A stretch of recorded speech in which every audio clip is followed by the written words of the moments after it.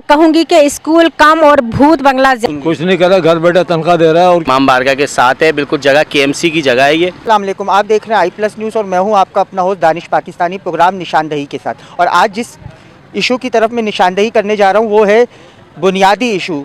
इंसान का एक बुनियादी इशू है तालीम, और तालीम ही नहीं है तो समझ लें वो इंसान जहालत में डूबा हुआ जहालत की मौत मरेगा। और आप देख सकते हैं कि सबसे ज़्यादा बुरे हालात जो तालीम के हैं वो सिंध में हैं।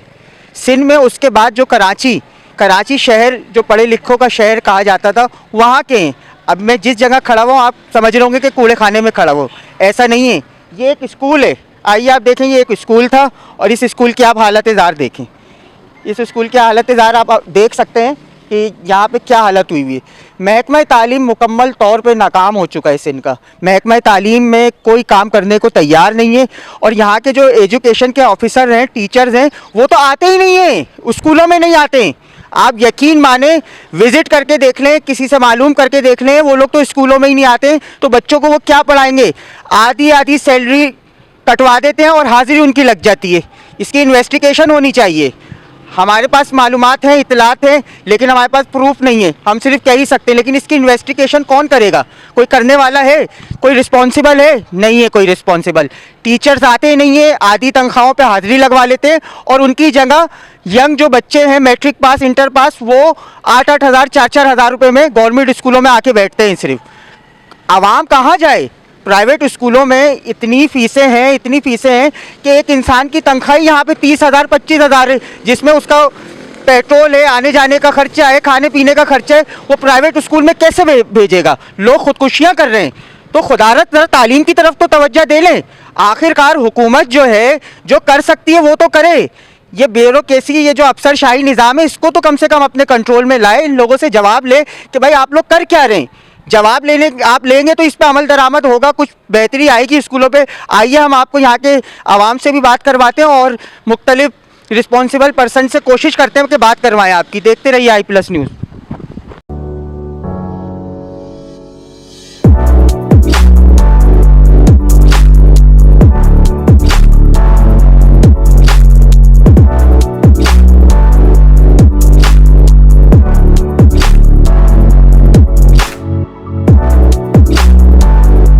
इस वक्त मेरे साथ सीनियर जर्नलिस्ट मौजूद हैं, सहाफ़ी भी हैं, और बहुत पुराना इनका जो है कराची में तजुर्बा भी है, एक्सपीरियंस भी है, वर्किंग भी है। तो आइए हम इनसे बात करते हैं। अस्सलाम वालेकुम मैडम। वालेकुम सलाम। मैडम, ये आप देख रही हैं स्कूल का हाल?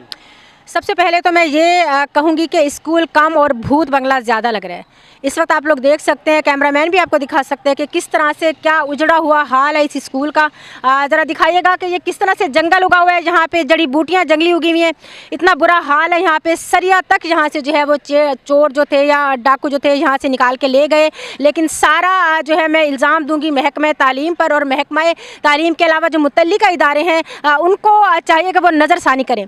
मतलब ये कि पूरे साल जो है वो आकर यहाँ झांकते नहीं, देखते नहीं। कराची में कितने स्कूल चल रहे हैं, डमी स्कूल हैं, लोग घरों में बैठ के जो यहाँ पे सैलरियाँ ले रहे हैं।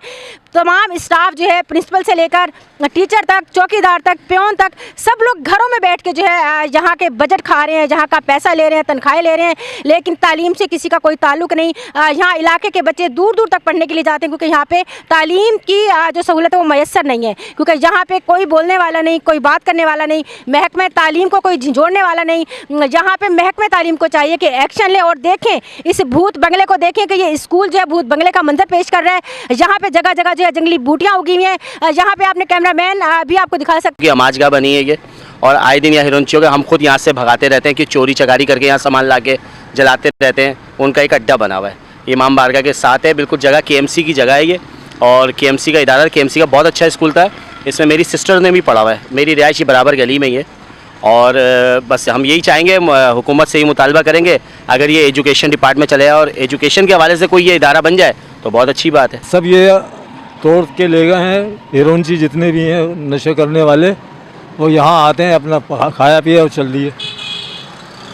ये तो एक स्कूल की हालत है, इसके अलावा भी महकमा तालीम कुछ कर रहा है? आप इस बारे में क्या कहेंगे? कुछ नहीं कर रहा, घर बैठे तनख्वाह दे रहा है, और क्या कर रहा है? घर बैठ के तनख्वाह ले रहे हैं टीचर। जी नाज़रीन, हमने दिखाया कि कराची में तालीम का क्या मयार है। आप सोच सकते हैं कि ये कराची एक शहरी इलाका है, सिंध की बात नहीं हो रही, इंटीरियर सिंध की, गांव की।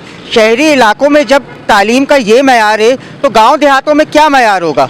कोई वालिदैन अपने बच्चों को गवर्नमेंट स्कूल में भेजने के लिए तैयार नहीं है और प्राइवेट स्कूल में फ़ीस देने के लिए पैसे नहीं है, तो फिर तालीम किस तरह दिलाएंगे वालिदैन अपनी औलादों को? जब तालीम नहीं होगी तो माशरे में बिगाड़ आएगा। जाहिर सी बात है, फिर तो जब एक तालीम याफ्ता शहरी नहीं होगा तो वो तो क्राइम की तरफ जाएगा ना। तो हम यहाँ हुकूमत से रिक्वेस्ट करेंगे कि आप तालीमी मेयार को बेहतर करें। आप फंड खा जाए लेकिन जिनको तनख्वाहें दे रहे हैं उनसे तो काम लें। आपने जो तालीम का ऑफिसर यहाँ बिठाला हुआ है एक एरिया में, एक टाउन में, उसको आप कार भी दे रहे हैं, पेट्रोल भी दे रहे हैं, वो लेकिन निकल के स्कूलों में नहीं जा रहे देखने के टीचर हजरात हैं या नहीं है। तो खुदारा जो कर सकते हैं आप लोग वो तो काम करें। कहीं तो अपनी हुकूमत गवर्नेंस दिखाएं, लेकिन आप लोग दिखाने के लिए तैयार नहीं है। हमारा मकसद सिर्फ निशानदेही करना है और मेरी आवाम से भी ये रिक्वेस्ट है कि वो कमेंट बॉक्स में हमें बताएं कि हम जो निशानदेही कर रहे हैं सही कर रहे हैं या गलत कर रहे हैं और अपनी राय से आगाह करें। इसके साथ ही मुझे इजाज़त दीजिए। कैमरामैन नवेद के साथ आपका अपना होस्ट दानिश पाकिस्तानी। देखते रहिए i+ न्यूज़।